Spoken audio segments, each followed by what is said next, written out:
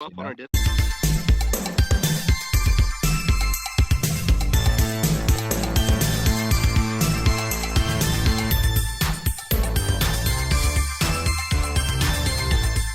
Hey everybody, welcome to episode number 2 of Disc Golf Examiner. We got a jam-packed episode for you.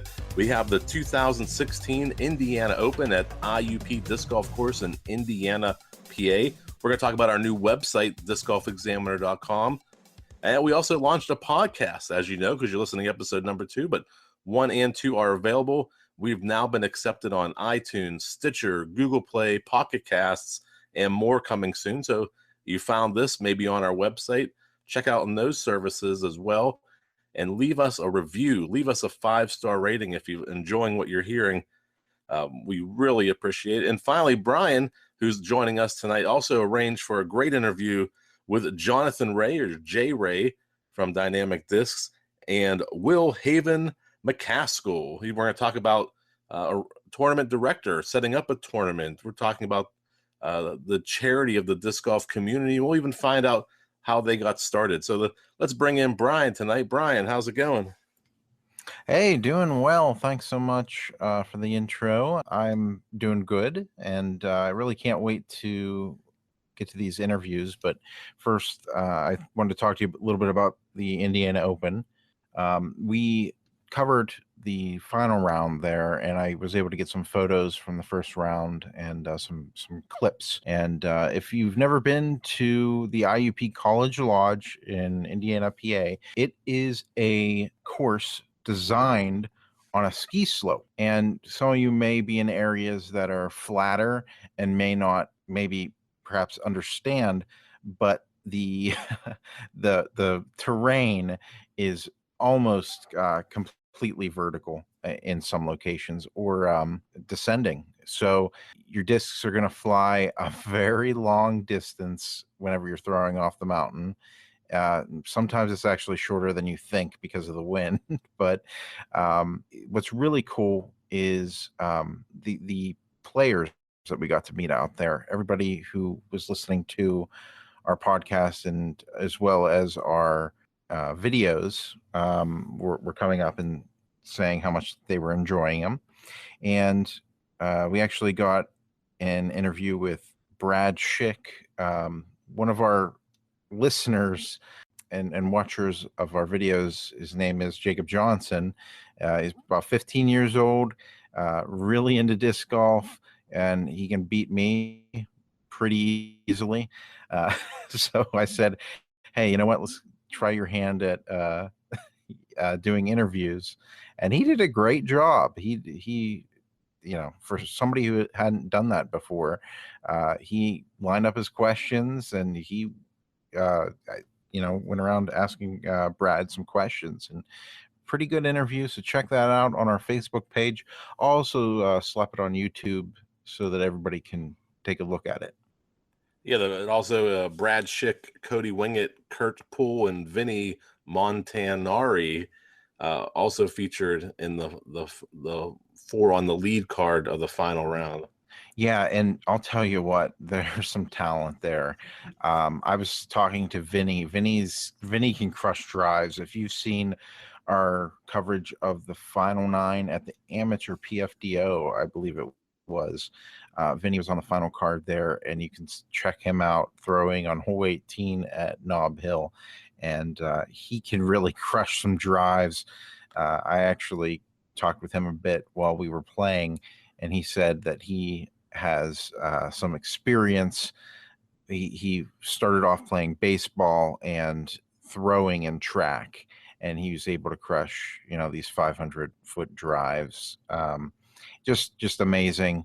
I'm sure he can throw further than that, in fact. But yeah, just if you're interested in throwing really far, you might want to check out some baseball clubs in your area and track and field. So that's the tip that I found out this weekend. Yeah, and IUP is not too far from the Disc Golf Examiner headquarters, and it's not our local course, but it is a beautiful, meticulously kept course. There is not a blade of grass out of place there. If you're ever out in the area, you want to throw some discs in Indiana, look us up. We would definitely love to throw some discs with you. You know, we were there a few weeks before the tournament, and they were getting set up for, they were, cutting down some trees and things and getting rid of some brush.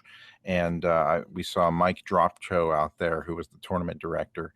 He did a fantastic job of maintaining that course for the tournament.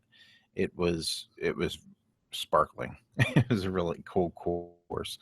And if you've never been able to throw a disc off of a mountainside, that's pretty much what that was. It was a lot of fun.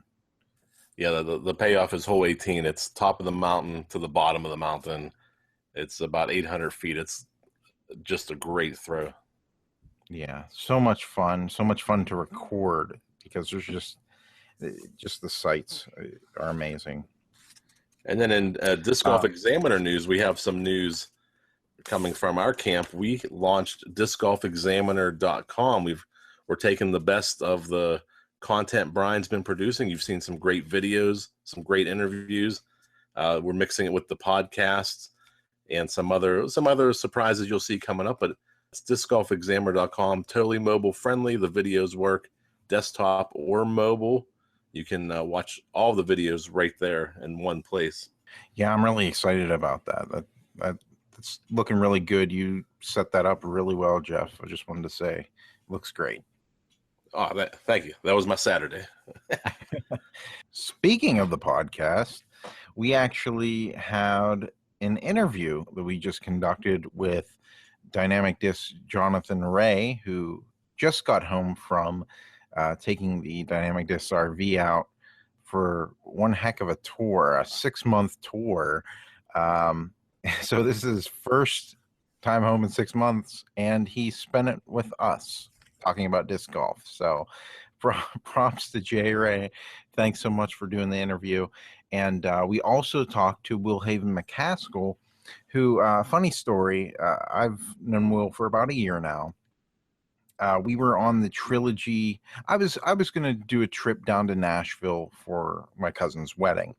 And so I knew I was going to be down there for about a week, and I knew I wanted to play some courses down there. So I was on the trilogy fan Facebook page, and I noticed that Will had posted a picture about him throwing an ace.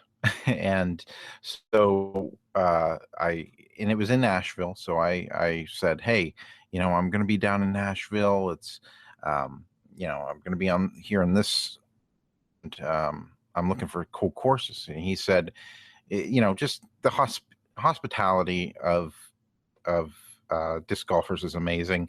He said, yeah, there's some really awesome courses here and here. Actually, if you're free, we can, set up a date and time. We'll meet up and we'll play. So we met up and we played, just him, two of his friends, and me and my brother. And we had such a fun time. Great guy. It was really a fun time. It really shows you the community of disc golf. It's really like no other sport.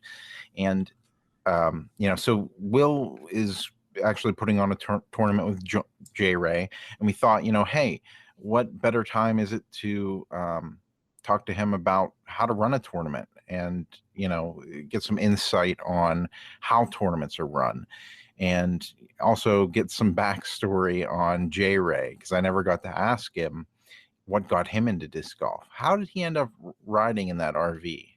So we got a little bit of backstory there with Jay Ray as well, and Will as well. So they have a couple tournaments that they'll tell you about coming up, and definitely if you're in the Nashville area, you'll want to check those out for sure. Yeah, let's get right into that interview now.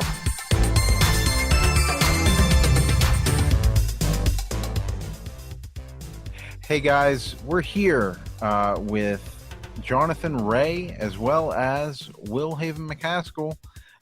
Jonathan Ray and Will are putting on a tournament coming up here in Nashville, and we're going to get some feedback from them, and also get some questions answered about how to run a tournament, which is new ground for us. So I hope you enjoy the the interview. We have Will here. Will, how are you doing today?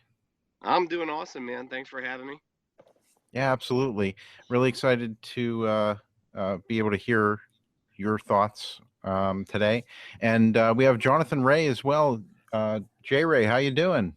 Great, man. Finally home. Happy to be here. Yeah. How many months was it? I have been on the road since about the first week of March. So it's it's been 6 months or so. Wow. So after you come back after a trip like that, I imagine there's a lot of catching up you got to do. Oh yeah, man. First stop is always to see the family and the niece and nephew, and then after that it's usually Bud Hill. Yeah, Awesome. Good course. Oh amazing. man, it's the best. It's an awesome family, awesome group of people out there. That's in Memphis then, right? Yes, right on the Mississippi River. Oh man, that sounds amazing. It is a very special place for sure. This is a question for Will and Jonathan. What got you guys into disc golf? I got into disc golf through one of my very good friends growing up. His name was Zach Lambert.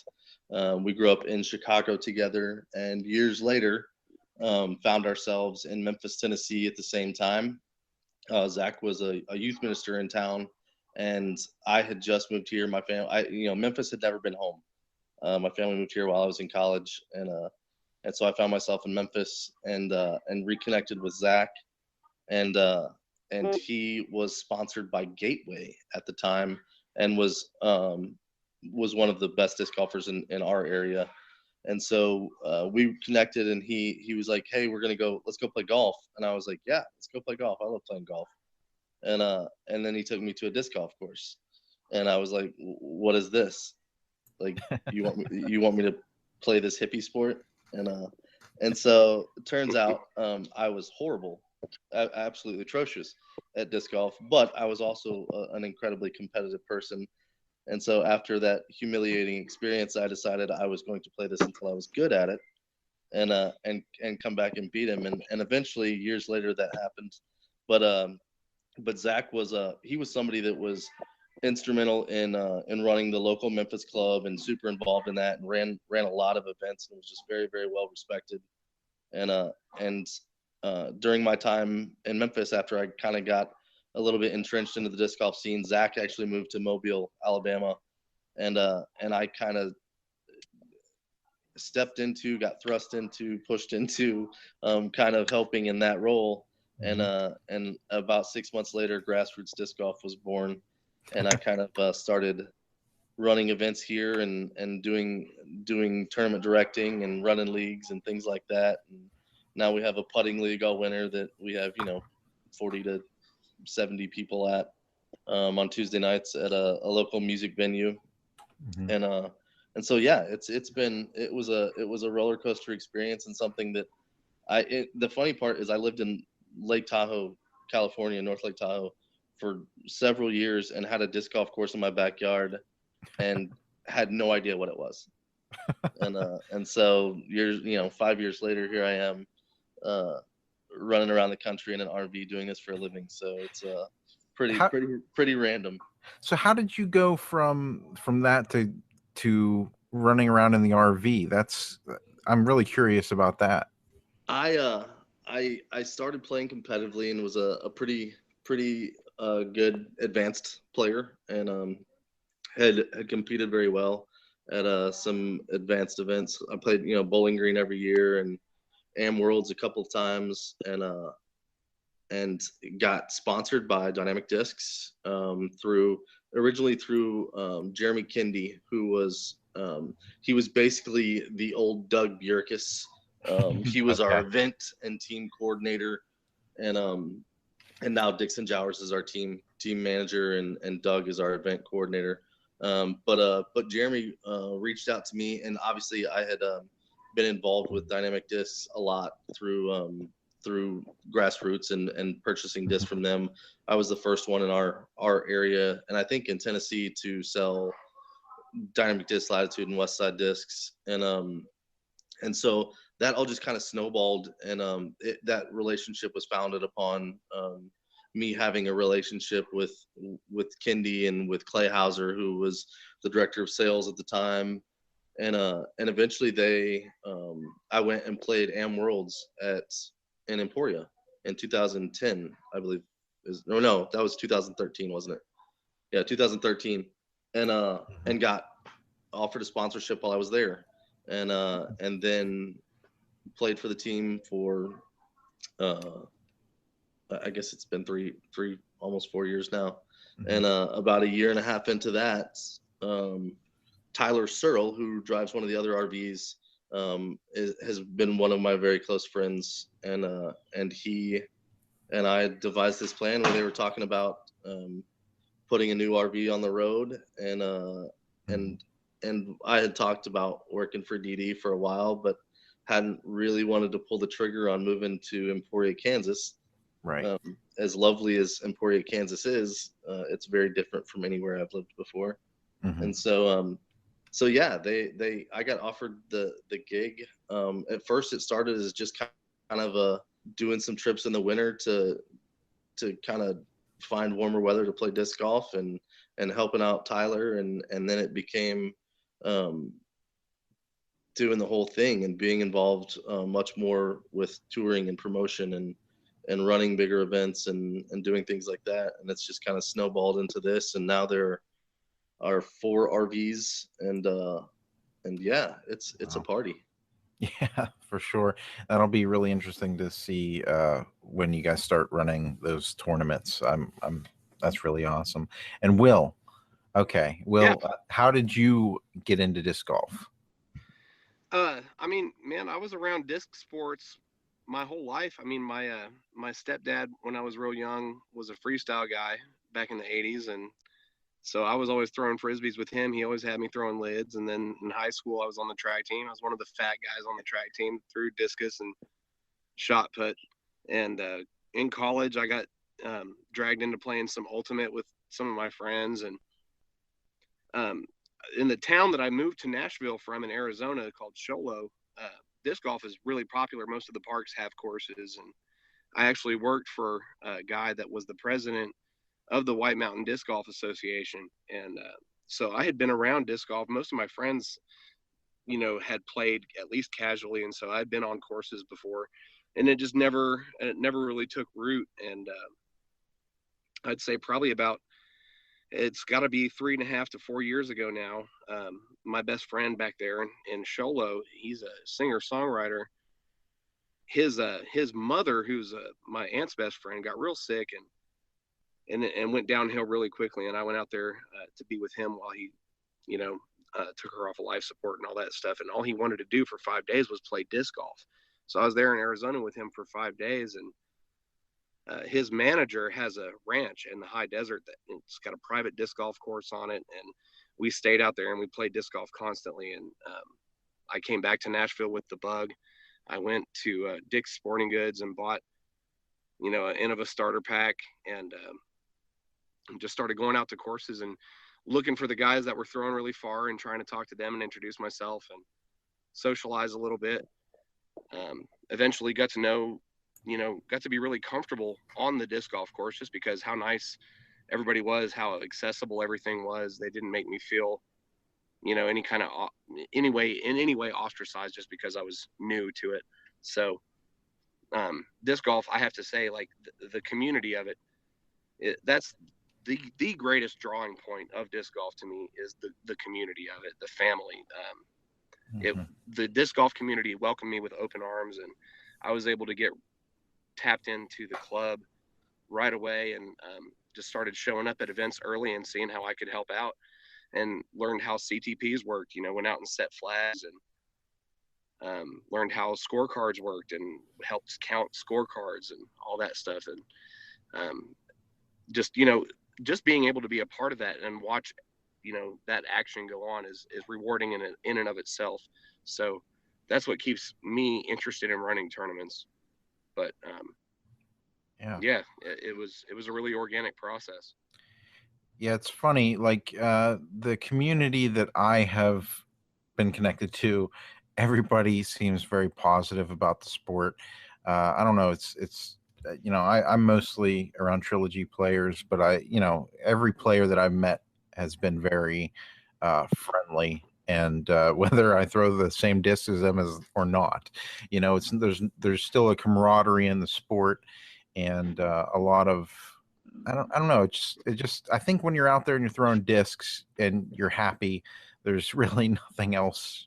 You would rather, you wouldn't want to start anything if you're out there Well, being no, I happy mean, throwing you show discs. up on a disc golf course, and anybody out there is your friend automatically. Yeah. You're all part of the same. You're all part of the same club. I mean, it's there's so much generosity, and there's so much giving in the community. Like when you guys put together events, do you put charity as part of that component of the event? Do you want to give back in some other way? Well, I think disc golf is a great medium for fundraising and for charity.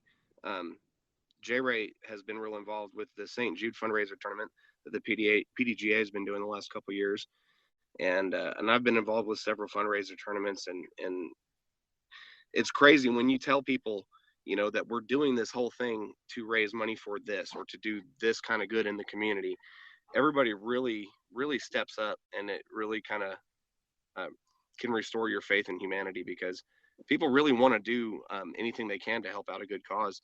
And I think disc golf is great for that. I normally, I'll put money back into course funds or club funds or anything that I can, if it's not to pay out at events that I run, just because, I mean, I just try to break even and not go too far into the hole. But J Ray can tell you a lot more about the charity side of things. Yeah, I mean, I agree. I think disc golf is, we've grown exponentially in our ability to impact change. I think I mean, I've been lucky enough and privileged to be super involved with the St. Jude Charity Disc Golf Invitational, and that, and everything from that to whether, anytime in our area for sure, and I know that this happens all over the place, that you know, heaven forbid somebody passes away or somebody's ill or their house burns down or something, we've always found a way as a community to step up and get involved and raise money to help those individuals. And I think the St. Jude event has just magnified that, and been an awesome relationship for our sport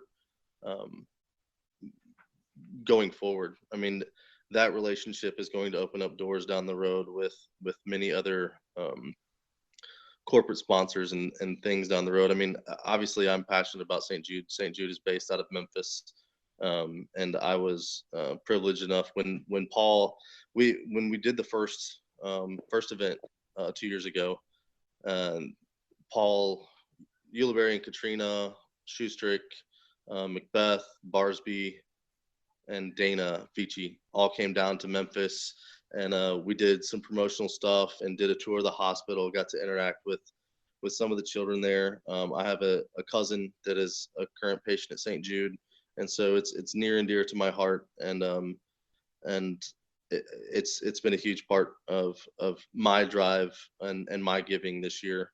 And I love that we're a part of that, and it's only going to grow, and my hope is that we can start moving it closer to Memphis instead of being on the West Coast. But that's all in the works. Actually, we're working on that right now. So, but no, I think disc golf has stepped up in a big way, and it's good for us. I mean, it shows the passion of the people that exist in this sport, if it wasn't evident already, and their willingness to. We are a family. I mean, as a whole, whether or not you know someone personally, directly, and or not, we as a group, I think, are very passionate about our sport and the people that play it, and I think that our true colors come out when we have one of our fellow disc golfers or friends in need, and we've been very gracious and very good about supporting those things. I got to interject too. The Trilogy Challenge is a great prepackaged tournament that anybody can run. If anybody's listening to the podcast and has some interest in getting involved in running an event, not only is it a great way to get your feet wet and really learn what is involved in running a tournament, but Dynamic Disc and all the Trilogy companies, that Trilogy Challenge event is really prepackaged for you. It has everything you need. It's a great way to get involved. And when I ran mine, we did some fundraising to buy gear for some kids, and we raised $225. And I think we had the very bare minimum of players, 20, 25 players, whatever it is that the minimum players pack order. Wow.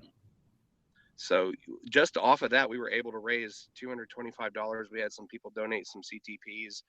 So, I mean, for anybody out there that listens to the podcast that is interested in doing any kind of outreach for in their community and maybe tie it into a disc golf medium, I mean, those prepackaged tournaments like that. And if you're not a trilogy person, Discraft does the Ace Race, Vibram does the Birdie Bash, MVP has the circuit. Those are all, great ways to the ice bowls have raised, I don't know how many hundreds of $1,000s over the years. Yeah, at the end of it, so. And it makes it really easy for the tournament director to make it all happen. So contact, Dynamic Disc. I gotta say, I'm a little biased because I'm a member of Team Trilogy, but I gotta say, I feel like Dynamic Disc does more for the growth of disc golf in a responsible way than anybody else. And not meaning to hate on any other manufacturer or outfit out there, but that Trilogy Challenge and having the RVs out there and being able to know that they're going to come through your area and you can get involved that easily and get to meet somebody and get plugged in. So, yep. And be on the lookout without giving too much information away. There will be something in the very near future that will be announced from us that is very 100% directed at charity and fundraising. That will be another series event that Dee Dee's putting together, and so I can't share too much about it, but just know there's something coming. Well, great. Hey, we wanted to get your guys' opinions. You guys have a tournament coming up, right? Is that correct? That is correct. Yeah, absolutely. I'll let Will field that one. Yeah, we're running an event, kind of partnering with the president of the Music City Disc Golf Club, Ellen Posey. We're running an event called Halloween at Oggwood. It's going to be on October 15th and October 16th, a Saturday and Sunday. Saturday, day one, will be a bring your own partner doubles event. It's kind of a twist on things, kind of similar to the game Ripped or Rip Revenge. Only each hole has a different rule, so you might end up throwing one of your opponent's discs or choosing a disc out of your bag for your opponent to throw, or even crazier things where you and your partner have to complete a hole within 2 minutes. So it's a lot of fun. We've done it at the last couple club events that we've had at Oggwood, and the Halloween event that we had, the inaugural Halloween event we had last year. Doing a big annual Halloween thing has always been a vision of Alpo's, and we kind of figured out a way to make it all blend together. And because John and I ran an event in March called Oggwood Armageddon, and so we thought it would be fitting to do another one and kind of towards the end of the season. And it's called Oggwood Apocolypse. It's a PDGA C tier. Sunday, October 16th at Oggwood in Springfield, Tennessee. There's a Facebook event page. Anybody can contact me or Jay Ray or Alan Posey or anybody in the Music City Disc Golf Club about it. That's awesome. Now, Oggwood's a really special course, you were telling me. It's really unique. It really is. It's like I said, it's on private property. It's a family-owned farm. The property actually used to be a junkyard, and there were sinkholes in there, and they had buried cars and all sorts of stuff. And over the last few years, they've cleaned out the property and pulled all of the junk off of it and turned it into a disc golf course. And it's half open, half wooded. There's a lot of elevation. There's several signature holes. The first hole plays into a barn. Whoa, really? That's so wild. Yeah. The basket is inside of a barn. You have to throw over a split rail fence that's about 3 feet in front of the tee pad, and then you have to fade into the open door of a barn to get to the basket. So, oh man, that makes me wish we would have chosen that one to play at whenever I was in Nashville. That sounds like a really fun course. Yeah, the family that lives out there, they spend pretty much all their time taking care of the place, and they have a lot of really cool handmade benches out of trees that they've cut down, and it's cool. Really just a neat experience, and everybody there is really hospitable, and they make everybody feel really welcome. So, yeah, it's really cool. They've got, I mean, it doesn't do it justice to tell you about it, but just like some root balls from trees or the bases of trees that they've turned upside down, so all the gnarly like limbs are hanging off. And it's like bag holders and things, things like that. And of course, Yeah. hole number one is pretty interesting, obviously, with the barn. And in fact, when we were there at Armageddon, one of my DD teammates that came up to play, Josh Coghill, actually aced the hole moments before we What? teed off on the first hole. And It was the first time the barn hole had ever been aced, and Coghill did it in warm up before the tee off. Oh man. It was on the fly. It didn't skip. And you'd have to see the hole to just truly understand how ridiculous that is, because there's probably about 6 inches that you could clear that barn door. You have to go 6 inches below the top of the door to get far enough back. Wow. Yeah, it's an awesome course and some great people. The family there is just awesome that put the course in and then obviously take care of it. They're doing a great service to the disc golf community in Nashville and in that area by letting everybody out there. Much like I reference it. My home course in Memphis is Bud Hill. It's another private course owned by Barbara and Danny Daniels, and Oggwood is very similar to that. It's very much a tight-knit group of people that just love the game and are very passionate about what they're doing, and obviously have opened up their home and their property to the people in those areas. So it's really, really cool to see, and it's free. Both of those courses are not pay to play. They are funded solely by donations and tournaments and things like that. Absolutely. And I gotta say, before we go forward, I gotta give a shout out to Philip Dawson. He is the owner of the property. Him and Tasha Buckner and their family. Those are the ones that really that take care of the place and have created the whole vision for it. Another guy that I need to mention is Snipe Burns. He's course liaison there at Oggwood. I've been fortunate enough to be on staff and help out with, but I gotta definitely mention those guys for the amazing work that they do out there, because it's because of them that it exists. So. Yeah, and you know what? There's so much time and effort that goes into not only building the courses, but to running these tournaments. And I'm just wondering, you guys are putting on this tournament in October. How much time and effort? Like how many people help out with tournaments like these?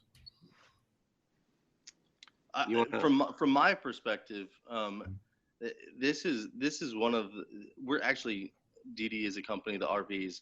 We're going to start doing a lot more of this next year, where instead of just doing 2-disc events or doubles events, we're really going to start running a lot of C tiers. I'll be in Arizona, Vegas, California in January, February, and that's all I'm doing is running C tiers. We'll run like Flex Start Fridays, where you can come out and play a C tier at any time during the day. Oh, that's Saturday, awesome. It'll be C tiers. But in my position, I obviously run a lot of events throughout the year. Most of the stuff that I do locally, I can testify that it is a ton of work. I ran the Southern Nationals Championships, which is another sanctioning body in the Southeast.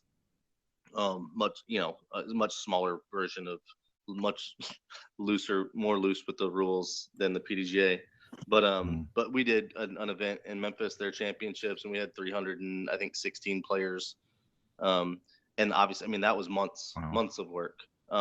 With the smaller events like this, it's still months of work. It's just not as much. And I depend so much on guys like Will, and other people throughout the country, because I'm traveling most of the time. And so they're doing almost all of the grunt work. And it really does, it helps me out tremendously. I love being involved. I think it's good for Dynamic Disc as a company. It's fun for me because it's a different look from what I do most of the time. And so it's nice to have that more laid back atmosphere, but at the same time, it's much more competitive than a 2-disc challenge event. 2-disc challenges are just real loose and fun and not designed at all around the actual competition. It's more about us promoting our brand and promoting the disc and getting newer players out and exposed to disc golf in general. With the C tiers, it's a lot more fun, a lot more, I think, excitement, and seeing people in a more competitive atmosphere. Yeah, it sounds a lot. I really like that idea, the flex start for those C tiers. That's really interesting. That way you can kind of come at your leisure type Absolutely. It's Steven Story, the guy.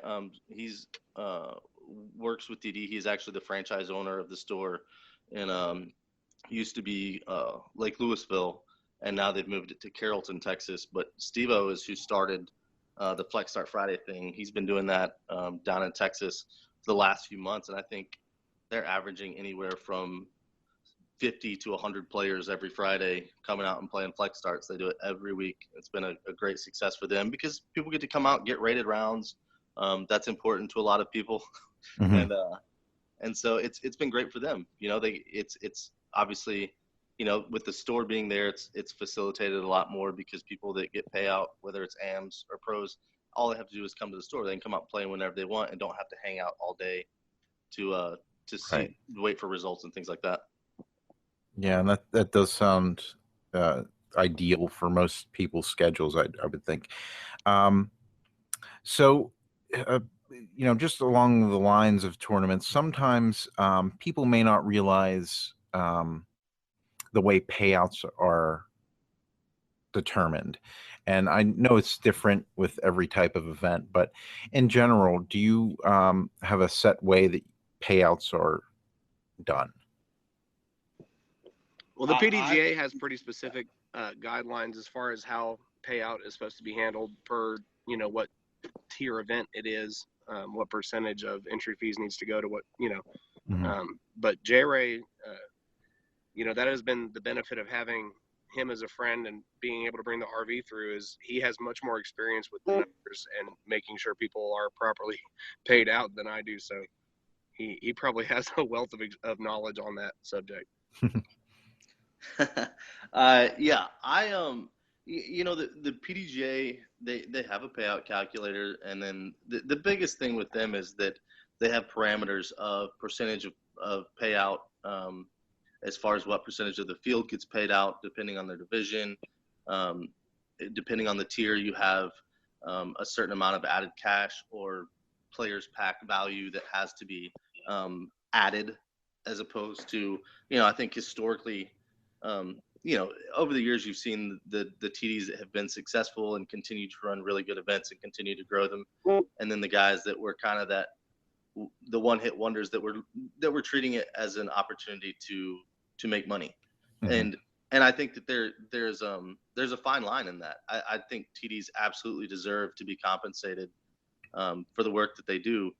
A lot of guys don't want that. They do it out of love of sport and passion for growth, and that's fine as well. But it's a lot of work. I mean, like I said, I mean, if you took all of the time, my company in Memphis is called Grassroots Disc Golf, and if you took all the time that I put into the Southern Nationals Championships 2 years ago and broke down what the company actually ended up putting, but we put back into the company at the end, it was probably about 5 cents an hour that I made. You know, Wow. I mean, it was just, it's one of those things that you do it because it's you're passionate about it. But I think the difference between wholesale and retail is where TDs can roll over money into their next event or whatever that is that it looks like. But I typically use the PDGA calculator as kind of a base.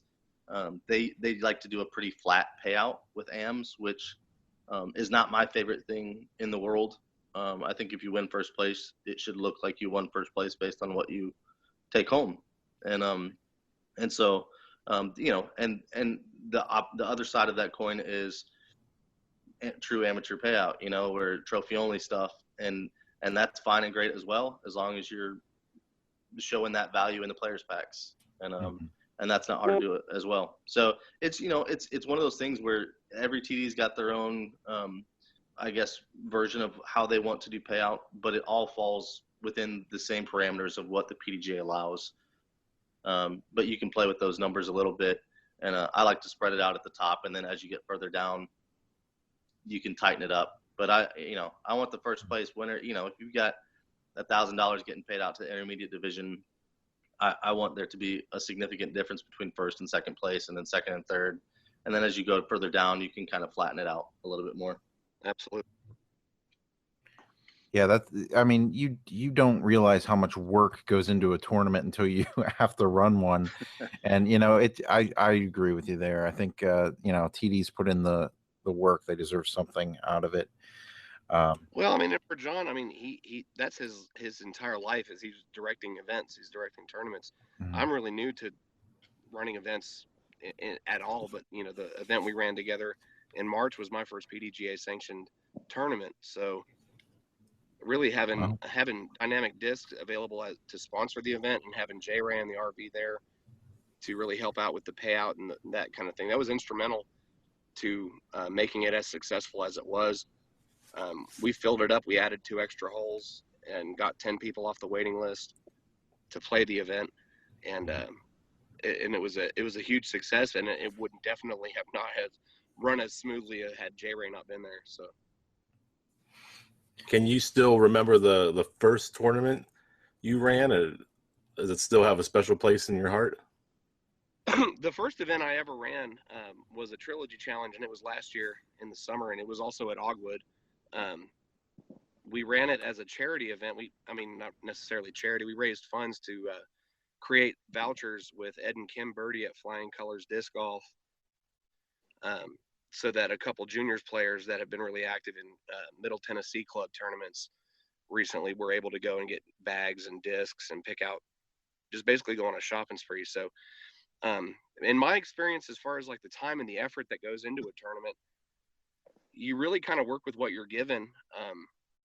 If you have a certain time period between when you sanction the event or create the event and when it actually happens, you pray for volunteers to show up. You hope that everything goes smoothly and just prepare as much as you can. I think other people might be a little bit more natural to organization and things like that than me, but having people like John Ray and the people at Oggwood, Philip Dawson and Snipe Burns, and having people like Jared Keltner at Disc Loco that handled the ace pot and the CTP. I mean, the more things you want to add to your event, the more people you need to kind of have available to supervise and be responsible for those things. So, but yeah, definitely having good people that you can count on at crunch time around you is necessary to run a successful event. Absolutely. And a quick PDGA shout out. The PDGA has a lot of great instructional stuff, checklists, things like that. If you go to the site and look under the tournament director tab or the tournaments tab, it'll go down and it'll have a separate tab that's got just tournament director information, and it's got everything from resources, everything from payout calculus to tournament checklist to pre-tournament checklist to post-tournament checklist. I mean, and they really do. It's overkill because those are all designed for huge events, but it's good to see. Like, I think it would be good for everybody just to see the amount and the volume of things that tournament directors are actually having to be cognizant of and pay attention to and keep track of. Because, I mean, you're talking about weeks of preparation, months of preparation in some circumstances, leading up to events that they're having to follow a timeline and make sure they're getting things done. And then even after throughout the tournament weekend, and then after the tournament's over, the awards. The PDGA TD report is no joke. Oh yeah, It's a very complicated spreadsheet, and you have to put in detailed information about every dollar that came and went through the tournament. And it's really easy to make mistakes on it, and it's really easy for a lot of people to feel like they were slighted if there's a mistake made. So the tournament director becomes responsible for any issues that come up like that. And I've seen a lot of my close friends take a lot of heat for innocent mistakes. And so even beyond just the complications and the preparation and all the time and effort that goes into running a tournament, you're taking on a certain amount of risk, because anything that goes wrong, you become responsible for. So even before I ever ran an event, I always felt like it was important to be really grateful and show your gratitude to the tournament director at any event I ever played, just because there really is a lot that goes into it. I started trying to make myself available with the Music City Club to help run events and stuff, and got a really good firsthand view of what all goes into it. And so to anybody that's interested in getting involved, I say seek out your local club and find out what events they're putting on, and let the people involved know that you're willing to help and because there's definitely, extra hands are always appreciated at any event. Absolutely. Yeah, that's the kind of thing that is always great to see, is whenever you have a disc golf community that willing to reach out and help each other for whatever event it is. I know we always have a bunch of volunteers here in Pittsburgh for our big events, and we always really appreciate anybody who volunteers their time. We try to appreciate them on the on whenever we do our videos as well. So um, shout out to anybody who helps out at tournaments. Well, hey, is there anything else you wanted to ask there, Jeff? I know, but let's plug us some events. You guys have some big events. Let's make sure we get the dates down, and let's get those into the show notes for you guys. What's going on in the next couple months with you guys? Halloween at Oggwood Apocolypse, PDGA C tier. You can come and make a whole weekend of it at Oggwood. There's free camping available on the course. The first day will be a bring your own partner voodoo doubles event, $40 entry for pro teams, $20 entry for AM teams.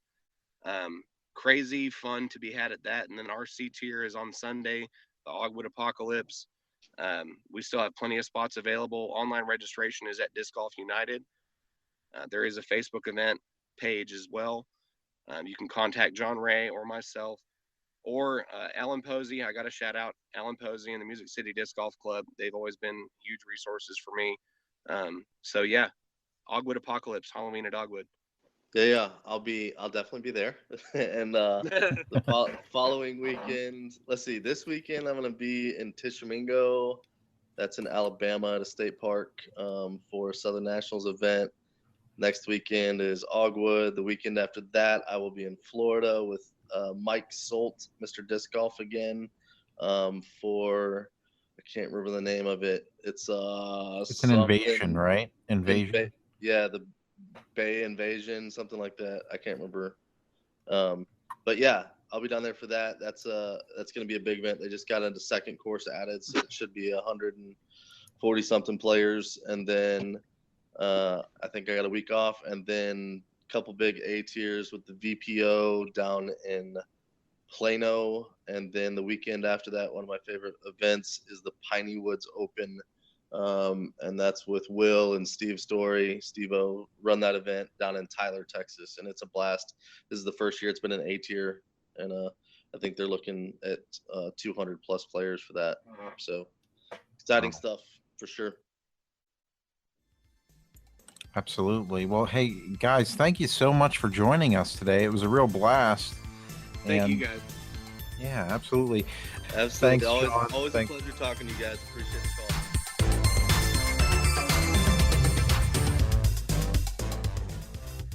All right, we're back from that interview. That was really, really in-depth, interesting stuff. We had Jonathan Ray and Will Haven McKaskle talking about just how they got started in disc golf and how much charity is also involved, and the tournament directors putting on events, but also doing so much good in the community. And then finally, we got to hear the nitty-gritty. We got to hear what it's like to put on a tournament and what goes into it, and the rules and the regulations and the setup and the time involved. That was just phenomenal. So if you're out there thinking about, can I do a tournament? One of the things they mentioned is you could start with something just as simple as a 3-dish challenge or a birdie bash from Vyram or the Discraft Ace Race. There's lots of ways to get started. If you want to do an event in your community, we'll put some notes in. We'll put some notes in the show notes, we'll put some links in the show notes to some of these events that are happening out there that you can bring to your community, and just a great way for you to get started hosting an event and maybe work your way up to tournament director. Yeah, and absolutely. You know what else that interview taught me was that you got to respect your TDs. you got to treat your TDs well, because they go through a lot of stuff. So I it's definitely something that if you're not interested in putting on an event, at least give the guys in charge your respect for it, because a lot of work. A breakdown of about 5 cents an hour. Is that what tournament directors make? That's what Jay Ray said. Just basically doing a tournament is not all that it's cracked up to be, but that shouldn't intimidate you. You always want to, if you think you can do it, I think you should step up and definitely take that step to bring disc golf to your community in that way. I want to thank everybody for joining us tonight. Brian, phenomenal coverage on the 2016 Indiana Open. If you guys haven't seen it yet, check it out on YouTube and Facebook. You will see Brian covering the final round with the four gentlemen. Check out our website. Check out our podcast on iTunes, Stitcher. Please rate, review, subscribe. It helps us out, especially in these first 60 days. And a big, big thank you to Jay Ray, to Will Haven McKaskle. Great stuff. Thank you for sharing that time with us. It really means a lot to us, and we really appreciated it. Yeah, absolutely. Thanks again, guys, for listening. It was a lot of fun, and we can't wait to do the next one. Aren't you going to do your tagline? Okay. What, okay. All right. So, guys, it was a lot of fun. Thanks for listening to Disc Golf Examiner. And remember, keep banging those chains.